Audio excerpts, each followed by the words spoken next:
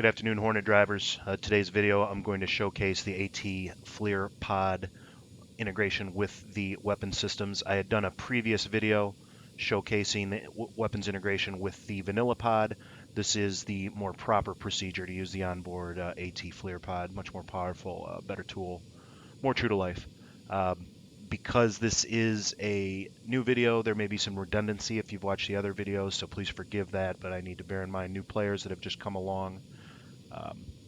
And additionally, there was an Arma update recently that kind of broke PIP settings for people or picture-in-picture. So if your FLIR pod is acting a little wonky or weird or you can't really see out of it, go into your options, video options, and check this PIP is maxed out or whatever your computer can take. It used to be able to go higher than 1200, but now it seems to be maxed there.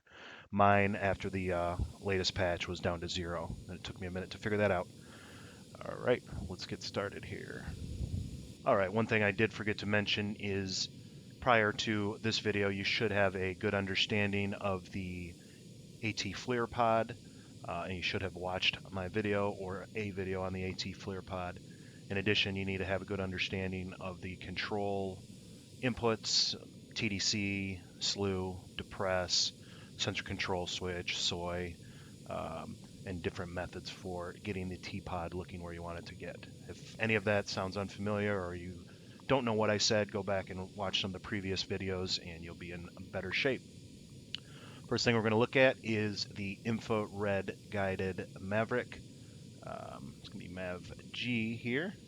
So I'm going to box that on my SMS and then I'm going to press it again. Whoops, the wrong one there. And then press it again. That's going to open up the Mav format page.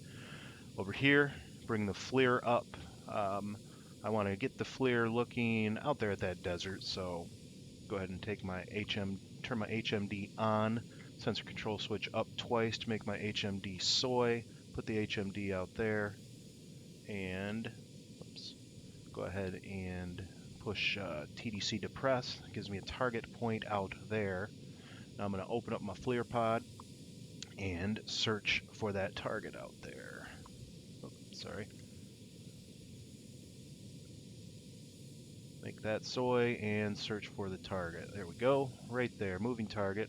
I'm going to zoom in, get my targeting reticle close to him, and then sensor control switch right again to lock him up in auto mode, which is our preferred mode for moving targets.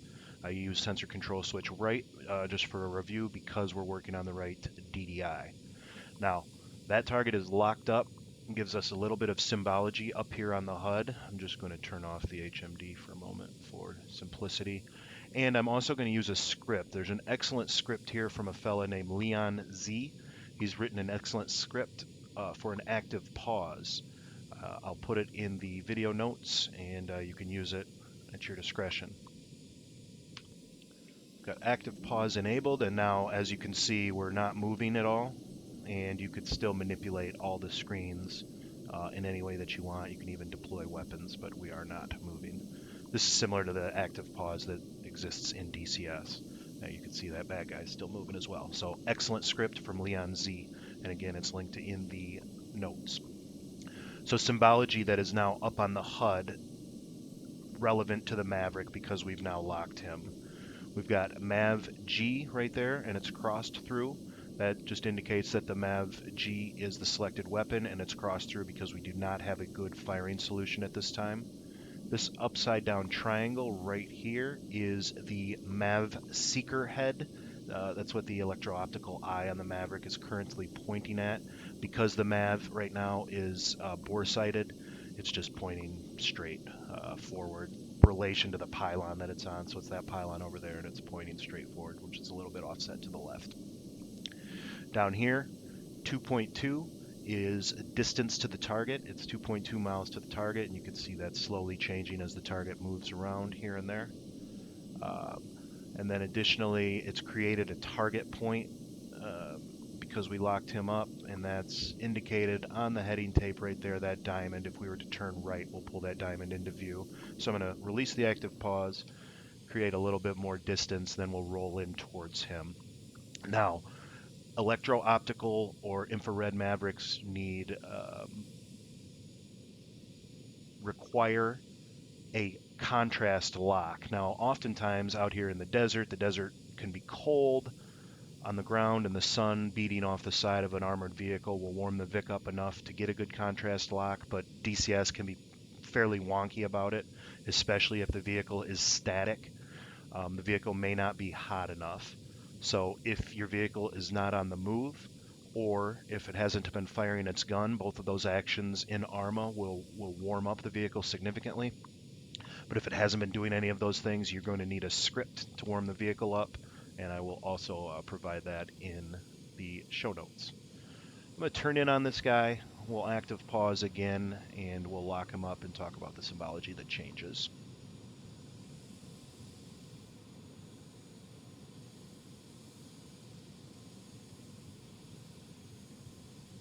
All right, coming around, as you can see, this diamond targeting point's going to be rolling into range here soon.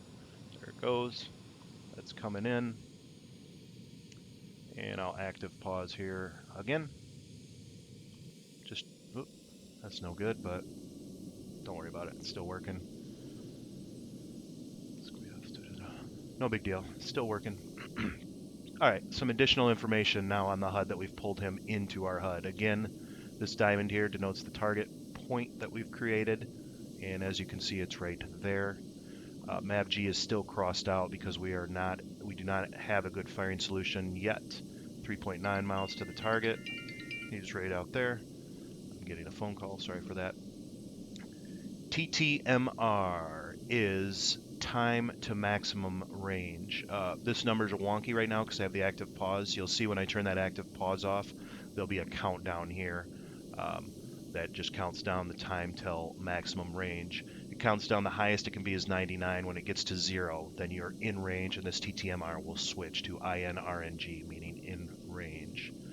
All right, down here, there's nothing yet. This is the Mav format page. There's two view modes here. They can be adjusted with the field of view. This is wide field of view. You can scroll again into narrow field of view. Step is not modeled. You've got instant fuse, delay 1 and delay 2, that's not modeled. Ship, not modeled. So what we do here, if you can see, this cross right here is not solid all the way through. There's gaps here. When we actually have a good lock, this cross will be solid all the way through. And it'll happen fairly quickly, but you'll see it.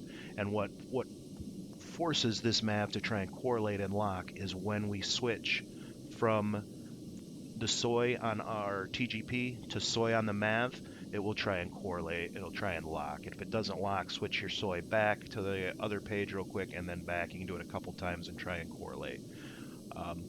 You can also, if this page is soy, you can use the TDC to slew a little bit and just try and slew it over top of the heat source, and then let it go, and it will try and garner a lock. So I'm going to go ahead and put the field of view in tighter.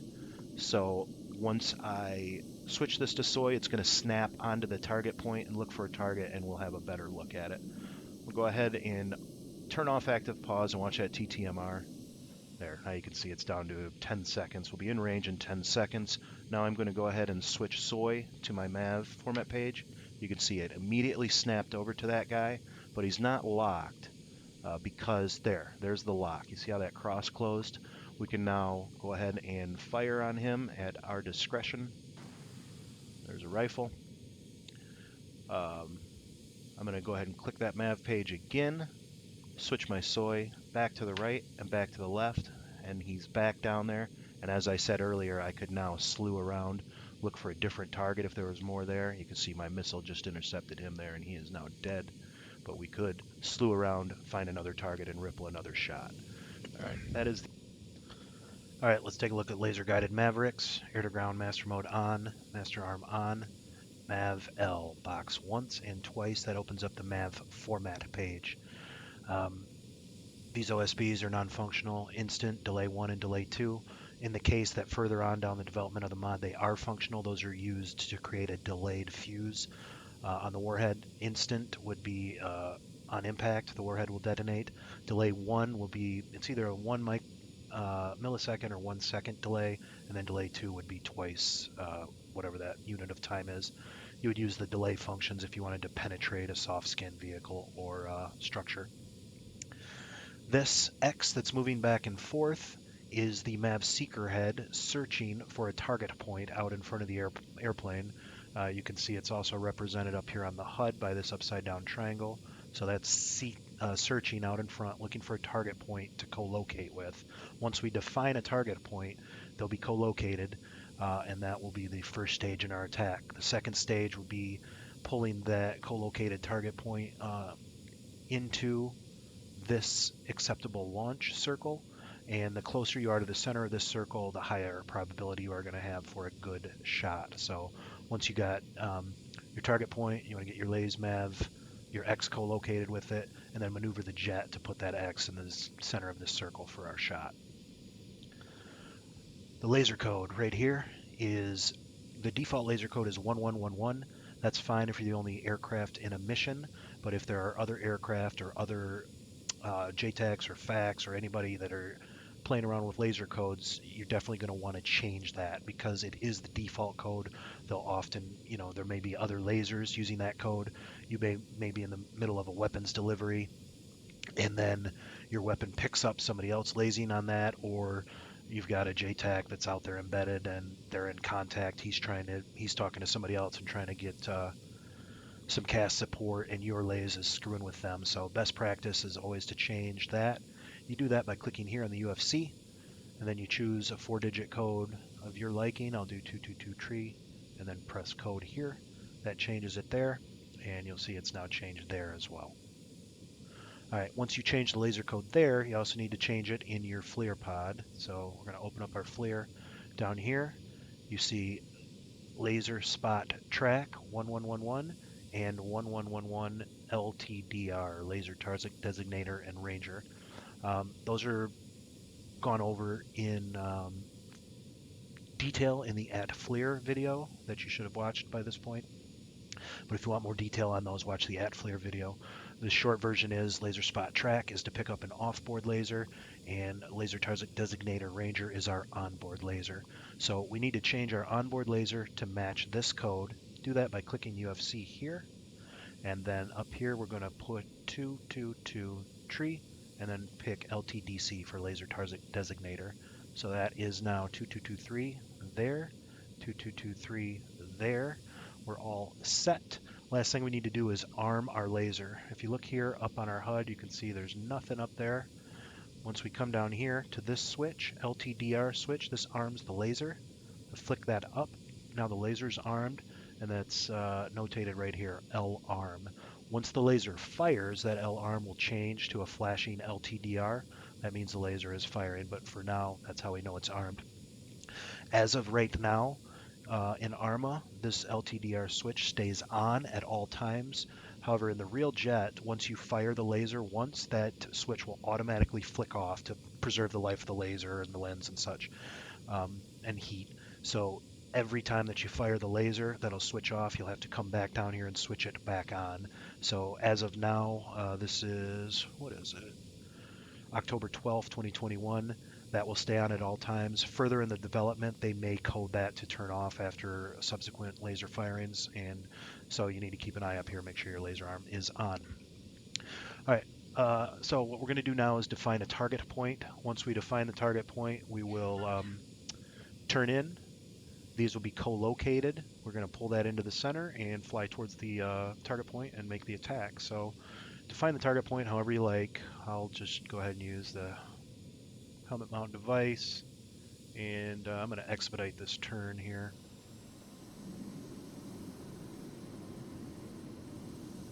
And we'll try and get a target out there. I know there's targets out near the airfield, so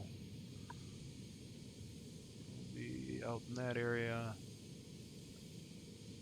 Might be a little far away for Arma. Arma doesn't like that zoom I've got there, so close the distance a little bit. Go ahead and switch off my auto throttle.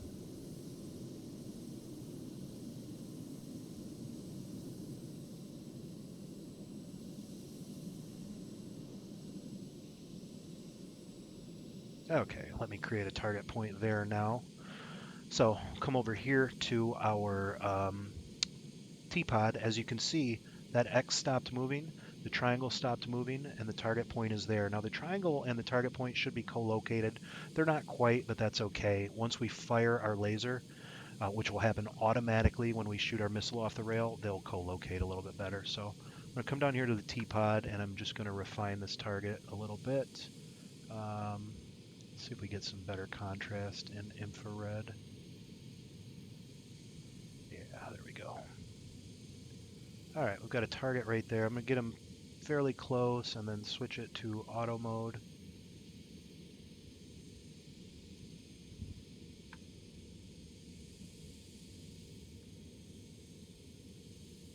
Yeah, it's giving me some trouble. There we go. That's close. All right, I'm going to use the fantastic active pause again from Leon Z. Again, this active pause is in the mission description. And we'll look at symbology. The Mav head is this upside down triangle. You can see that's now co-located with the target point. As I described earlier, laser arm is there. That tells us the laser is armed. Right here, this diamond is our target point, which would just guide us onto our target. In range, right here, denotes that we are in range for the Mav. Right here, 4.5 miles to the target tells us the distance to the target. Mav L right here is crossed out.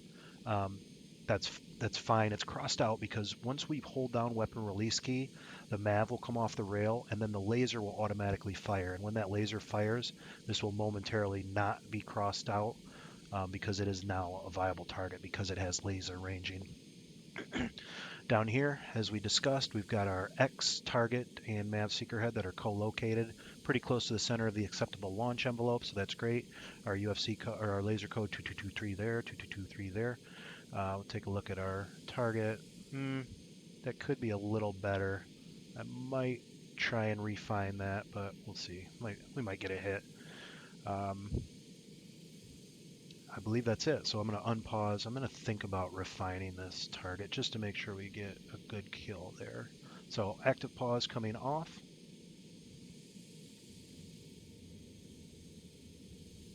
And just get that a little closer if possible.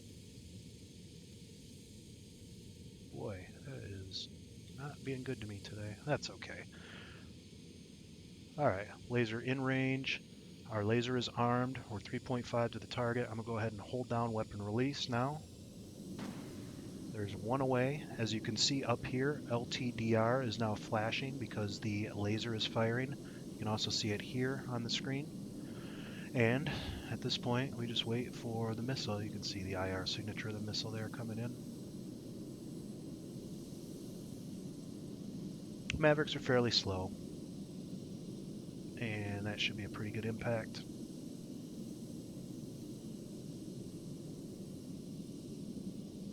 That's a good hit. That tank is messed up. I believe I do have those set on invulnerable just for sake of the mission. But all right, that is the laser-guided Maverick. Now we'll move on to laser bombs. All right, finally, let's take a look at laser-guided bombs. Master arm on, air to ground master mode on. Come up here and click our laser-guided bombs there. Now we have some OSBs that we can deal with. The first one is code. If I click code here, I can come to the UFC and I can change my laser code. It's currently 1111. I'll change it here to 2222. Just enter the numbers and then press code. That's the first way to change it. The second way you can change it is just push the code button. It prompts for a code there. I can then enter 1112, for example, and then push code, and it changes the code that way. So that's one of two ways to change the code. Now, while I have that code changed, I want to just demonstrate something else. I'm going to open up the FLIR pod really quick. My FLIR pod is coded 1111 right now, and once I turn on my LTDR, arm my laser here, you'll see up here now I have a flashing indication that says code. That's telling me, yo, something's up, check your codes, you've got a code mismatch. So if I'll just change it to my Tpod here. to 1112. 2 laser spot or laser target designator. Now you can see that's gone. I no longer have the code mismatch. I'm good to go. One other thing I should note, when you're using the laser spot track um, to pick up an off-board laser, you need to make sure your LTDR switch is off. All right, now we'll continue with the bombs here. eFuse is not modeled. Mode right here allows us to choose between CCIP or auto. Auto is the mode that we're going to use for laser guided delivery. CCIP stands for Continuously Computed Impact Point, and it's a dumb bomb mode. So if I click CCIP there, right here, this line that comes off of the velocity vector, it runs all the way down under the jet, and then down here there's an impact point, a pipper. So if I nose this over into a hard drive and put that pipper down on something, you can see right there. You put that pipper on what you want to bomb, and then press the pickle button, and you'll release a bomb. But we want to use the auto mode because it gives us a nice stable platform to laze from, gives our targeting pod the best eyes on target. So, mode and auto to make sure we're in auto mode. In auto mode, we get some different symbology, and we'll talk through that once we define a target point here. I'll just go ahead actually and define a target point now. So, whatever your favorite way to do it is, I will use helmet mounted sight, make it soy, make a target point out there somewhere, and turn towards it a little bit.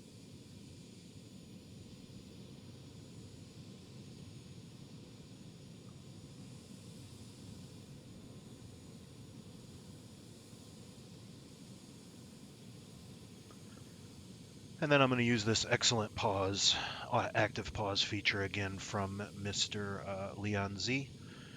Look in the video notes for the Discord to go and find it. I can't link the actual code on YouTube, it won't let me, but I'll give you the Discord to find it. And all right, symbology. We've got 7.1 to the target. Our auto throttle is on. We're in auto mode. This number right here to release, if I just unpause quickly, that's telling us based on our current flight parameters will be 114 seconds and counting down from a release point where we'll drop our bombs. The laser is armed, as it says up here. And then this line right here, as I said, I'm not sure if I said this earlier, this is the P-bill line, or predicted bomb impact line. What we do here is we're going to maneuver to get that P-bill line lined up right in the center of our pitch ladder. Then we want to be in a stable flight and get our velocity vector all centered up on that P-bill line. So we want the target point, velocity vector, and everything nice and centered up on that line. And it can be a little challenging to do, but if you get everything centered up and just close the distance, as we get closer, what's going to happen is there'll be this vertical line up here that will start to fall down. It'll run all the way down the P-bill line, and once it gets right about here, about 5 degrees up, the line will just disappear and it'll continue to fall. You need to, as the line's coming down, keep everything nice and centered, and once the line gets right about here, hold down your weapon's release key. The line will disappear, it'll continue to pass through your velocity vector, and then the bomb will come off the rail. When the bomb comes off the rail, laser arm will switch to flashing LTDR to indicate that the laser is firing, and this 36 to release, this release will change to a number and then TTI, which stands for time to impact. Then you just need to hold a nice stable platform for the to keep the laser on target and wait for the bombs to connect. All right, so now I'm going to go ahead and create a new target point over there, and we'll try and pick up an actual target here. Got a tank out there. There he is. Get this guy fairly close and then roll right. Give it an auto lock. That looks okay. Now I'm going to go ahead and climb, get some good altitude, and again, what we would do is roll in on that target, get everything nice and straightened out, and just try and keep it straight and make our attack. But there's another way that we could do this using the autopilot, which is pretty slick. I'm going to go here to my HSI, and here we have target boxed. I'm going to click waypoint designate once. Now I'm going to redesignate that target quickly. Whoops. Right there, and refine it once more quickly. There he is.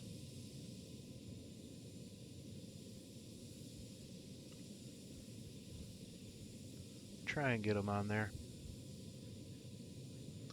That's good. Now, we've created that brand new target point after we hit waypoint designate. If I come into the autopilot menu now, I have this, coupled ASL. I'm going to click that.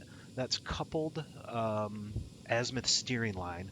What that's going to do is fly us directly onto the target point. It's literally going to autopilot us onto a perfect bomb delivery flight profile.